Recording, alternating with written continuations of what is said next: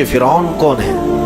فرعون صرف ایک شخص کا نام نہیں ہے، مصر کا جو بھی بادشاہ ہوتا تھا اس کا لقب فرعون ہوتا تھا۔ تقریباً 18 یا 19 فرعون آئے، جو بھی بادشاہ ہوتا تھا اس کا لقب تھا یہ فرعون، اکثر لوگ اس کو نام سمجھتے ہیں۔ اب جو موسیٰ علیہ السلام کے زمانے کا فرعون تھا وہ بڑا جری تھا، اسے طاقت پر غرور بھی تھا، گھمنڈ بھی تھا۔ ایسا ہے کہ تقریباً 100 سال تک تو کبھی اس کو سردی بخار بھی نہیں آیا، بیمار کبھی نہیں ہوا۔ تو آدمی کو جب کوئی تکلیف نہ آئے تو وہ غرور میں بڑھ جاتا ہے اور اسے ایسا لگنے لگتا ہے کہ میں سب سے پاورفل آدمی ہوں دنیا کا، مجھے کچھ ہو نہیں سکتا۔ تو یہی فرعون ہے جس نے اپنے زمانے میں یہ اعلان کیا تھا کہ لوگوں میں تمہارا رب ہوں، تمہارا بڑا رب میں ہوں، میری عبادت کرو۔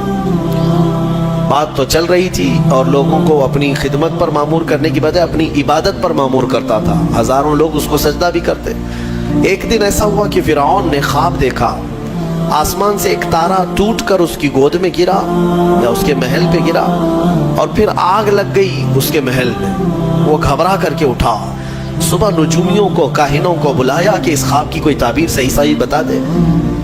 بہتوں نے الگ الگ تعبیریں بتائی، پھر جو بڑے ماہر نجومی تھے انہوں نے کہا کہ اس خواب کی تعبیر یہ ہے کہ بنی اسرائیل خاندان میں ایک بچہ پیدا ہوگا جو تیری سلطنت کو ہلاک کر دے گا، تیری سلطنت کے ہلاک کرنے کا باعث بنے گا۔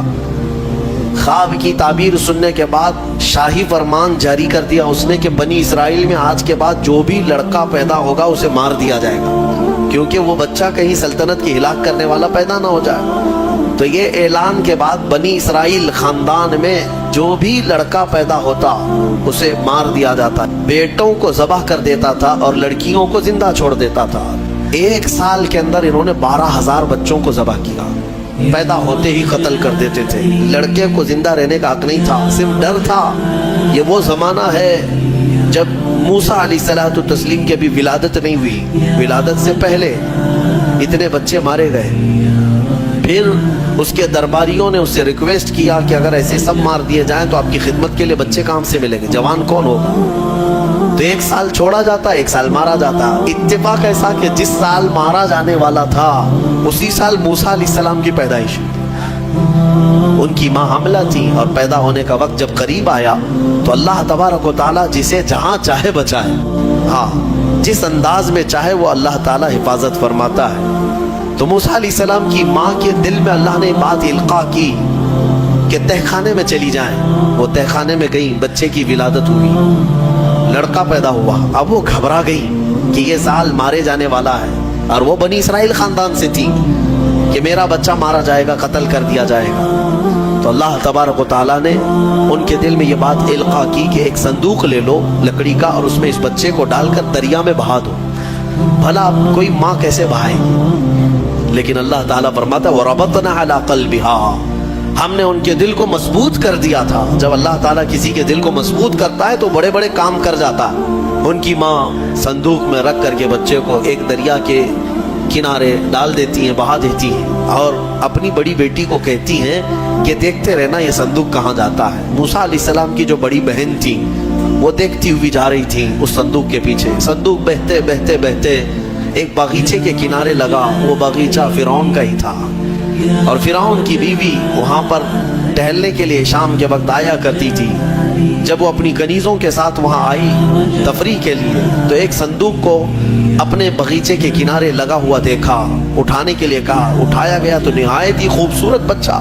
اللہ تعالیٰ نبیوں کو خوبصورتی دیا ہی ہوتا ہے۔ فرعون کے گھر میں کوئی بچہ نہیں تھا، اولاد نہیں تھی، تو فرعون کی بیوی نے اٹھا لیا اور کہا کہ لاؤ یہ بڑا خوبصورت بچہ ہے، حسین بچہ ہے، اور اپنے محل لے آئی۔ فرعون سے کہا کہ آج سمندر میں، دریا میں بہتا ہوا ایک بچہ کنارے پر آ لگا، میں نے اس کو اٹھا لیا ہے۔ فرعون نے کہا کہیں یہ بچہ تو نہیں جو میری سلطنت کو ہلاک کرنے کا سبب بنے۔ بیوی نے کہا ایسا کیسے ہو سکتا ہے، وہ تو بنی اسرائیل خاندان میں پیدا ہوگا، یہ تو کسی دریا سے بہتا ہوا آیا ہے، پتہ نہیں کون سے ملک سے آیا، کہاں سے آیا۔ تو بہرحال اس کی بیوی نے یہ کہا کہ اس کو مت مارو، لا تقتلوه عسى ان ينفعنا او نتخذه ولدا، قریب ہے کہ ہم اس سے فائدہ اٹھائیں گے یا اس کو بیٹا بنا لیں گے۔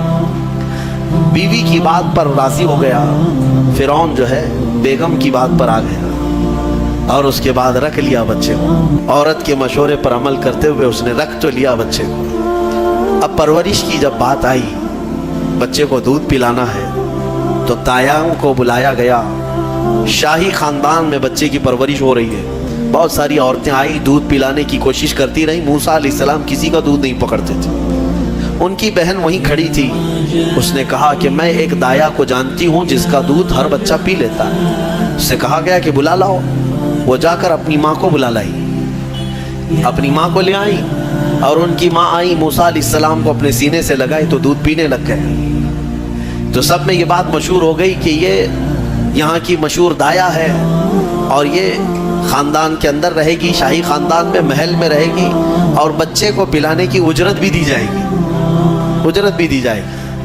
فرعون کے گھر میں پرورش بھی, اور انہی کی ماں سے دودھ بھی پلانا, پھر پلس اس کی اجرت بھی دلانا.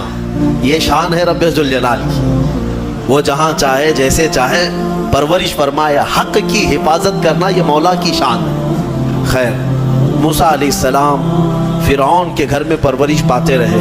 جب آپ کی عمر 2 سال کے قریب کی ہوئی, فرعون اور اس کی بیوی بیٹھے ہوئے تھے. موسیٰ علیہ السلام کھیلتے کھیلتے گود میں آئے اور فرعون کی داڑھی پکڑ کر اس کے منہ پہ تماچا لگا دیا. پہلی مرتبہ کسی نے بادشاہ کے منہ پر تماچا جڑا ہے تو بیٹا گھر کا, لیکن فرعون کو پہلی مرتبہ وہ زناٹے دار جو تھپڑ لگا, ہو سکتا ہے تارے نظر آ گئے ہوں, وہ گھبرا گیا.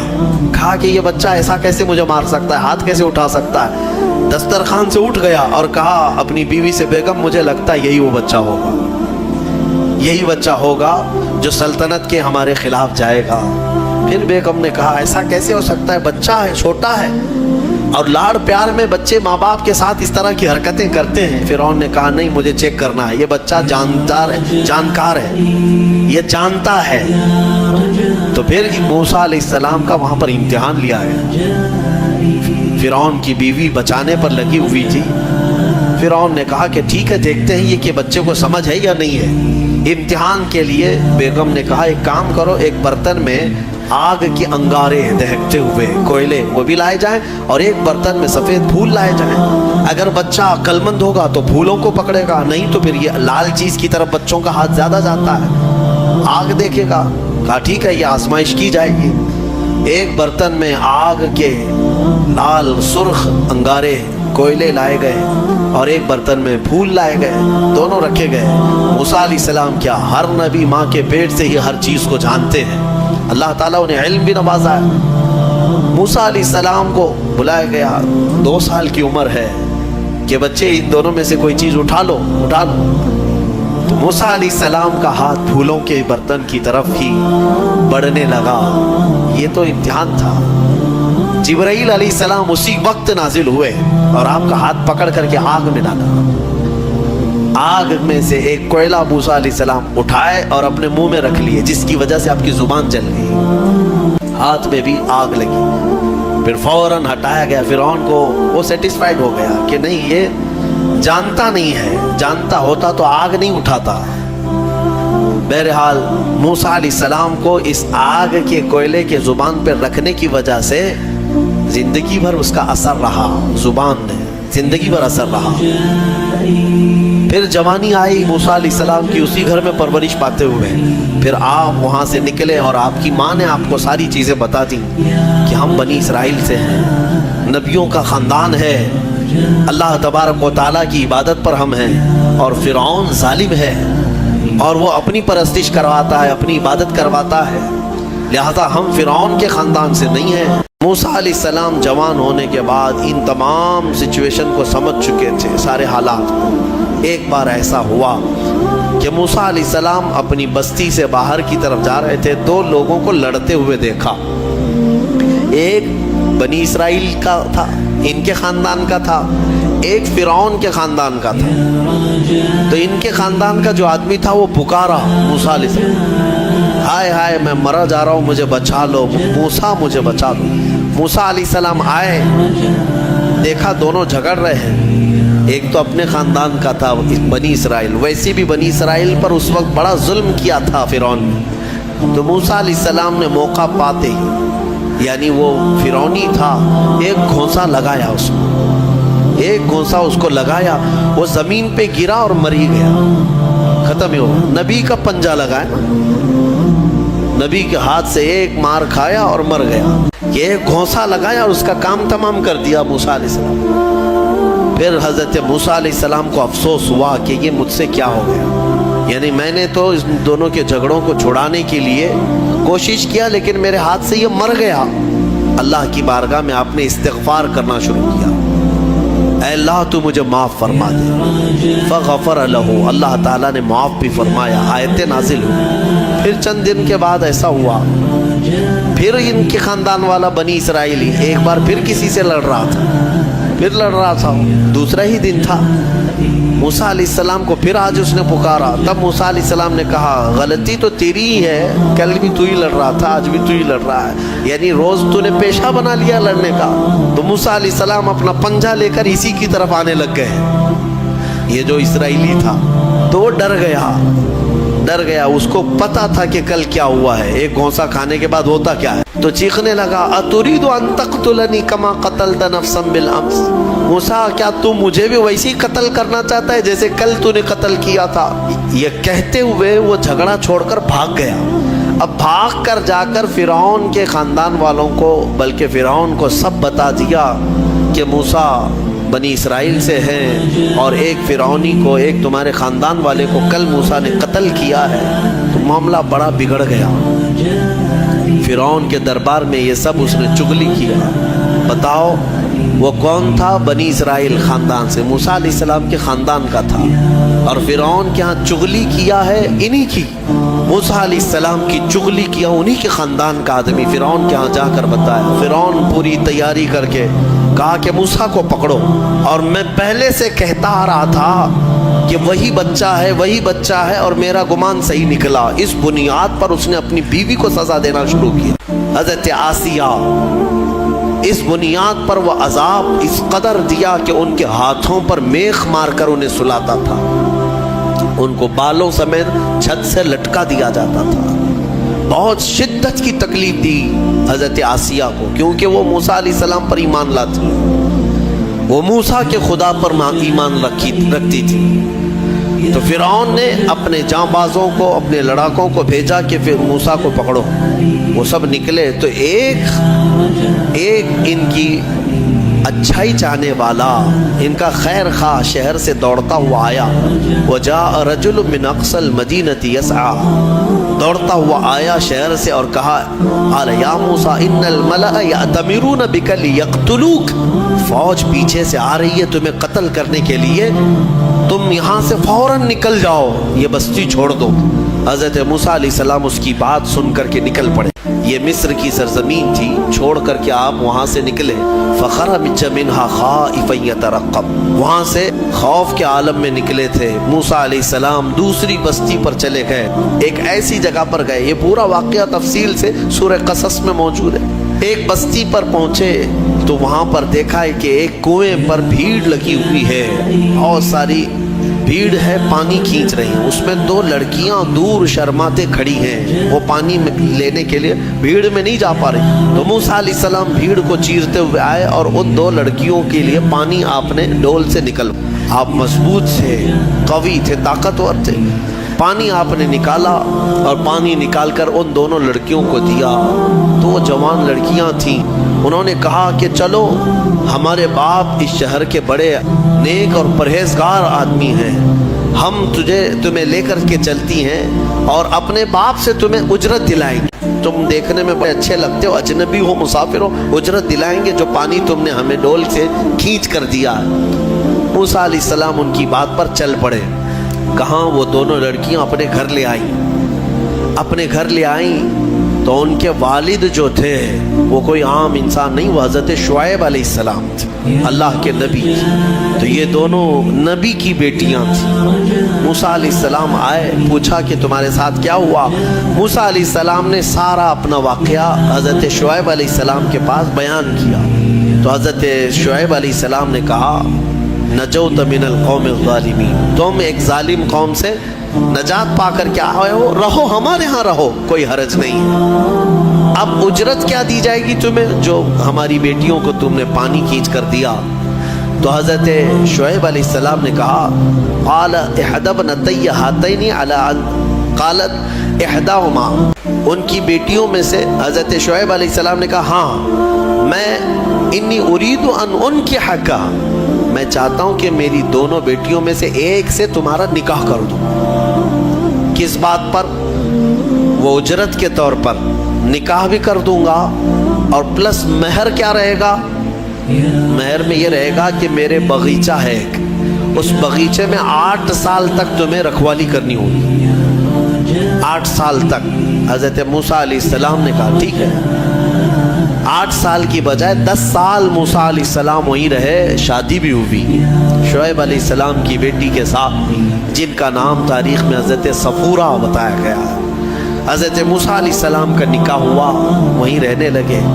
10 سال کے بعد موسیٰ علیہ السلام پھر اپنی بیوی کو لے کر، اپنے گھر والوں یعنی اپنی اہلیہ کو لے کر نکل پڑے واپس۔ پھر آپ سفر پر تھے۔